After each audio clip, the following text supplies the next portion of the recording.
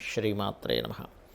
ప్రేక్షకులకి ఆ లలితాంబిక అమ్మవారి యొక్క అనుగ్రహం పరిపూర్ణంగా కలగాలని మనస్ఫూర్తిగా కోరుకుంటూ మనం ఈరోజు శ్రీ విశ్వవసునామ సంవత్సరం యొక్క ఫలితములు, ఈ యొక్క ఫలితాల్లో మనం మేజర్ ప్లానెట్స్ ఏవైతే గురువు, రాహువు, కేతు అయినటువంటి ఛాయాగ్రహాలు, గురుశనులు అయినటువంటి మేజర్ ప్లానెట్స్ యొక్క మార్పుల వల్ల ఎటువంటి ఫలితాలు జరుగుతాయి. ఒకటి, ప్రతి రాశికి నక్షత్రాలు ఉంటాయి. ఆ నక్షత్రంలో వారు ఏ ఉపాసన చేయాలనేటువంటిది, మరియు అదేవిధంగా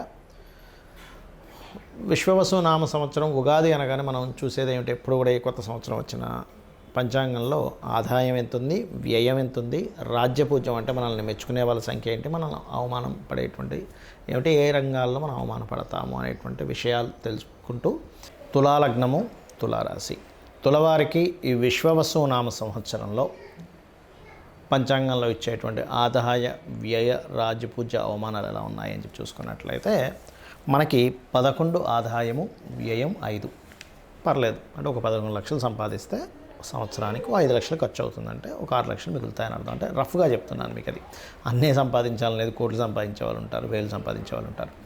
అదేవిధంగా రాజ్యపూజ అవమానం కనుక తీసుకుంటే 2గా ఉంది, అంటే చాలా తక్కువగా ఉంది. అంటే మనల్ని మెచ్చుకునే వాళ్ళ సంఖ్య తక్కువే, అవమానించే వాళ్ళ సంఖ్య తక్కువే. కాకపోతే ఎప్పుడు కూడా ఒక పేరు ప్రఖ్యాతలు రావడం వల్లే మనిషి ఎదుగుతాడు. కాబట్టి తులవారికి రాజ్యపూజ్యం పెరగాలంటే ఏం చేయాలి? ఫస్ట్ ఆఫ్ ఆల్ ఇక్కడ రాజ్యపూజ్యం పెరగడానికి అసలు ఎంత స్కోప్ ఉంది, ఎప్పటి వరకు జాగ్రత్తగా ఉండాలి అని చెప్పి చూసుకున్నట్లయితే తులాలగ్నం నుంచి దశమస్థానంలోకి నీచబడ్డ కుజుడు వస్తున్నాడు. అంటే ఇక్కడ ఫస్ట్ మనకి రాజ్యస్థానంలో ఉండే గ్రహాలు రాజ్యపూజ్యాలను పెంచుతాయి, గుర్తుపెట్టుకోండి.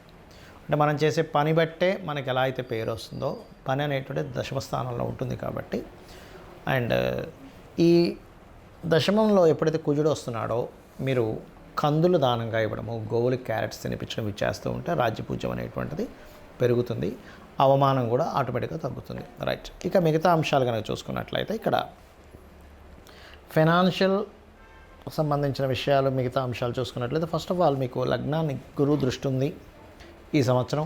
కాబట్టి గతంలో ఏవైతే మనకి ఆటంకాలు కలిగాయో ఇవన్నీ కొంచెం ముందుకు కదులుతాయి. గతంలో ఎప్పటి నుంచో శని పంచమంలో ఉండి నిర్ణయాలు తీసుకునేటువంటి విషయాల్లో ఎప్పుడైతే వాళ్ళు ఒక్కోసారి చూడండి ఆలస్యం చేస్తూ ఉంటారు, నిర్ణయాల విషయంలో పోస్ట్పోన్ చేస్తూ ఉంటారు, పెండింగ్ పెడుతూ ఉంటారు. ఆ పెండింగ్ పెడుతున్నటువంటివి కాస్త ముందుకు కదులుతాయి ఎప్పుడైతే 6లోకి వెళ్తున్నాడో. సర్వసాధారణంగా 6లో శని ఉన్నప్పుడు ఏంటంటే మనం ఏదైతే కష్టపడతామో, మనం ఏదైతే ఎఫర్ట్ పెడతామో ఆ ఎఫర్ట్కి తగ్గ ఫలితం ఇస్తాడు శని భగవానుడు 6లో ఉన్నప్పుడు. అందుకే 3, 6, 10, 11 స్థానాలు మంచివి అంటూ ఉంటారు. అందులో ముఖ్యంగా 3, 6, 11 స్థానాలు పాపగ్రహాలకు ఇంకా మంచిది. రైట్. అయితే ఇక్కడ ఈ ఎఫర్ట్స్ అనేవి పెరుగుతాయి. అదేవిధంగా సంతాన సంబంధించిన విషయాలు ఇబ్బంది పడుతున్న వారికి కూడా చాలా బాగుంటుంది మనకి మార్చి తర్వాత విశ్వవసునామ సంవత్సరంలో. అండ్ అదేవిధంగా కాంపిటేటివ్ రిలేటెడ్ వాటిల్లో కూడా సక్సెస్ అనేటువంటిది ఉంటుంది. గతంలో అనవసరమైనటువంటి ఖర్చులు కూడా కొంచెం తగ్గుతాయి లాభంలోకి కేతు వెళ్తున్నందుకు.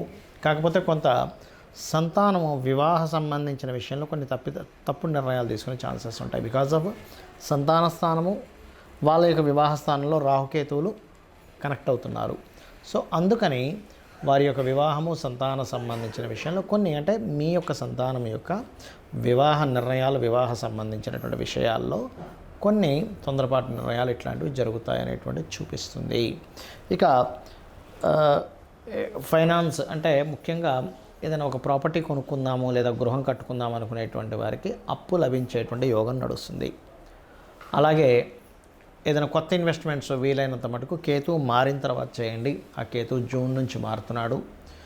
అదేవిధంగా ఇక్కడ ఈ తులారాశిలో ఉండేటువంటి నక్షత్రాలు కనుక చూసుకున్నట్లయితే చిత్త 3, 4 పాదాలు, స్వాతి, విశాఖ 1, 2, 3 పాదాలు ఉంటాయి.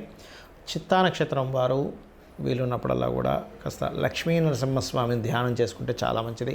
ధ్యానం వల్ల మనకి అంటే ఒక నామాన్ని జపిస్తూ ధ్యానం, ఊరికి అట్లా ధ్యానం కాదు, నామాన్ని జపిస్తూ ధ్యానం మంచి ఫలితాలు ఇస్తుంది, గుర్తుపెట్టుకోండి. సో చిత్తా నక్షత్రం 3, 4 పాదాల వారు ఓం లక్ష్మీ నరసింహస్వామియే నమః. స్వాతి నక్షత్రం వారు ఓం శ్రీమాత్రే నమః చేసుకోవచ్చు, లేదా ఓం దుమ్ దుర్గాయ నమః. విశాఖ 1, 2, 3 పాదాల వారు ఎక్కువగా ఓం దక్షిణామూర్తి నమః అని చెప్పి చేసుకున్నట్లయితే అన్ని విధాలా మీకు బాగుంటుంది. అయితే సహజంగా తులారాశి వారు ఏం చేయాలి, తులాలగ్నం వారు ప్రధానంగా చేసుకునేటువంటిది ఏమిటంటే ఇక్కడ కాళికా అమ్మవారి యొక్క ఆరాధన మరియు దుర్గా ఆరాధన చేసుకోవడం అన్ని విధాలా మంచిది. అయితే ఇక్కడ మొదటి 2 నెలలు కాస్త కెరియర్ సంబంధించిన విషయంలో ఇబ్బంది ఉందని చెప్పుకున్నాం కాబట్టి ఆ టైంలో 2-3 నెలలు విశ్వవసు నామ సంవత్సరం ఎంటర్ అవ్వగానే మార్చ్, ఏప్రిల్, మే సమయంలో కాస్త మీరు ఓం శ్రీమాత శ్రీ మహారాజ్ని శ్రీమత్ సింహాసనేశ్వరి నమః అనే నామస్మరణ చేయండి, అన్ని విధాలా బాగుంటుంది. మరియు అదేవిధంగా విష్ణు ఆలయంలో ఏమైనా సేవ చేస్తుండండి, అనవసరం ఖర్చులు తగ్గుతాయి. అలాగే కాంపిటీషన్ రిలేటెడ్ వాటిలో ఎట్లాగో గెలుపు ఉంది మీకు 6లో శని సంచారం జరుగుతున్నందుకు. ఇక మీరు నిత్యము కాళికా అమ్మవారి ఆరాధన చేయడం వల్ల చక్కటి ఫలితాలు మీరు పొందుతారు. కొంతమందికి జాతకం ఉంటుంది, కొంతమందికి ఉండదు, కొంతమందికి రాసి తెలుస్తుంది, తెలియదు. అలాంటప్పుడు వారేం చేసుకోవాలి, ఈ గ్రహాల యొక్క మార్పు వల్ల చూసుకున్నట్లయితే మీకు ఎక్కువగా ఆటంకాలు కలుగుతున్నాయి లైఫ్లో, గణపతిని ఆరాధించండి. ప్రతిదీ ఆలస్యం అవుతుంది. గోవుకి బెల్లం తినిపించడము, నువ్వులు దానంగా ఇవ్వడము, నూనె ఏదైనా దీపారాధనకు వాడేటువంటి నూనెని శివాలయంలో ఇవ్వడం చేయండి. ఎక్కువగా నాకు భయం వేస్తుందండి, ఏదో భ్రమ, ఏదో జరగబోతుందని అనిపిస్తుంది అన్నప్పుడు లలితా సహస్రనామాల్లో ఓం కనకాంగద కేయూర కమనీయ భుజాన్వితాయే నమః అనే నామస్మరణ చేయండి, ఖచ్చితంగా బాగుంటుంది. అయితే ఇక్కడ ఈ శని యొక్క మార్పు వల్ల ఈ సంవత్సరం మనకి మీనంలోకి మారుతున్నందుకు కొంతమందికి ఏలినాడు శననో, కొంతమందికి అష్టమ శననో, అర్ధాష్టమ శననో జరుగుతూ ఉంటుంది. కానీ ఒకటి విషయం గుర్తుపెట్టుకోవాల్సింది ఏంటంటే ఎప్పుడూ కూడా శని భగవానుడు మార్పు మీకు అష్టమ, అర్ధాష్టమ, ఏలినాడు శనలు ఇచ్చినా ఎక్కడ మీ జీవితాన్ని ఆపడు, గుర్తుపెట్టుకోండి. కర్మకారకుడు, ఆయన ఏ కర్మ ఇవ్వాలో అది అందిస్తాడు. నేను చాలా వీడియోల్లో ఒక 10 సంవత్సరాల నుంచి చెప్తూ వస్తున్నా. ఏమంటే ఏలినాడు శని ఉన్నప్పుడే స్వర్గీయ ఎన్టీ రామారావు గారు సీఎం అయ్యారు, మోడీ గారు పీఎంగా ఉన్నారు. అదేవిధంగా జగన్ విషయం కావచ్చు, చంద్రబాబు నాయుడు గారి విషయం కావచ్చు, చాలామంది ఉదాహరణలు చెప్పాను. రాజకీయ నాయకులు అంటే ఏమిటి, వాళ్ళు సీఎంలు పీఎం అవ్వగాలేంది మనం చేసే చిన్న చిన్న జాబులు, చిన్న చిన్న బిజినెస్లు ఆగుతాయా, శ్రమనిస్తాడు అనే పాయింట్ ఆఫ్ వ్యూలో ఉండాలి.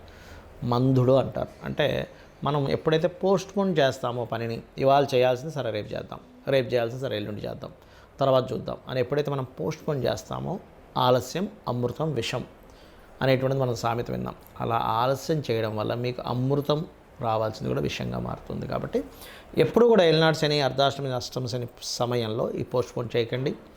మధ్యాహ్నం నిద్రపోకండి. అదేవిధంగా వీలైతే ఉదయం సాయంత్రం దీపారాధన చేయండి. వీలైతే కాదు, వీలు చేసుకొని చేయండి. మీకు దగ్గరలో ఏదైనా ఆలయం, అందులో ప్రత్యేకంగా నరసింహస్వామి, లేనట్లయితే ఆంజనేయ స్వామి, గణపతి, శక్తి ఆలయము, ఇలా స్కందున ఆలయం ఏమున్నా రోజు టెంపుల్కి వెళ్ళడం అలవాటు చేసుకోండి. 1% కూడా మీకు శని యొక్క ప్రభావం పడదు, గుర్తుపెట్టుకోండి. అలాగే ఏదైనా ఒక నామాన్ని తీసుకోండి, చేస్తూ ఉండండి, ఉచ్చరిస్తూ ఉండండి. అదేవిధంగా ఈ శని యొక్క ప్రభావం మీనంలోకి వెళ్తున్నందుకు మనం ఆల్రెడీ 2.5-3 సంవత్సరాల క్రితమే ఒక విషయాన్ని అనుకున్నాం.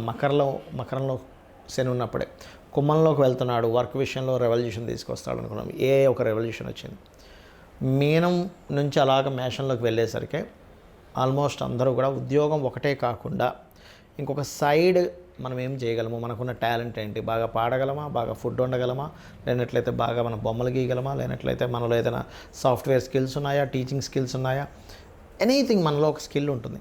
ఆ స్కిల్ ఏంటో తెలుసుకొని సొంతంగా ఏదైనా ఓన్గా చేసుకునే డెవలప్ చేసుకోవాలి. బికాజ్ ఆఫ్ న్యాచురల్గా శని కర్మ అంటే వృత్తికారకుడు, వృత్తి విషయంలో అనేకమైన మార్పులు రాబోతున్నాయి. కాబట్టి మీ ఒక దగ్గర జాబ్ చేయడం ఒక ఎత్తు అయితే మీరు ఓన్గా ఏం ఎర్న్ చేయగలరు, ఓన్గా ఏం చేసుకోగలరు, దాన్ని డెవలప్ చేసుకోండి అని చెప్తున్నాను. ఇప్పుడు కూడా అదే మాట చెప్తున్నాను. బికాజ్ ఆఫ్ శని యొక్క ప్రభావం అటు వెళ్తుంది. మీరు చూస్తూ ఉండండి, మనం 2-3 సంవత్సరాల నుంచి విషయాన్ని చెప్తున్నాం, మారుతూ వస్తుంది.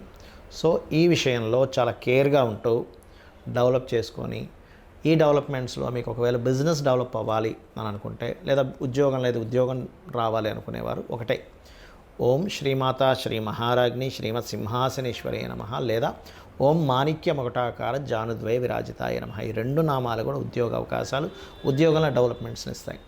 కానీ లేదండి నాకు వ్యాపారం అభివృద్ధి అవ్వాలనుంది అంటే అద్భుతమైన నామం ఉంది లలిత సహస్రనామాల్లో. అదేమిటి అంటే ఓం ఇంద్రగోప పరిక్షిప్త స్మరతూనాభజంగికాయే నమః అని చేసుకోండి. అన్ని విధాలా మీకు బాగుంటుంది.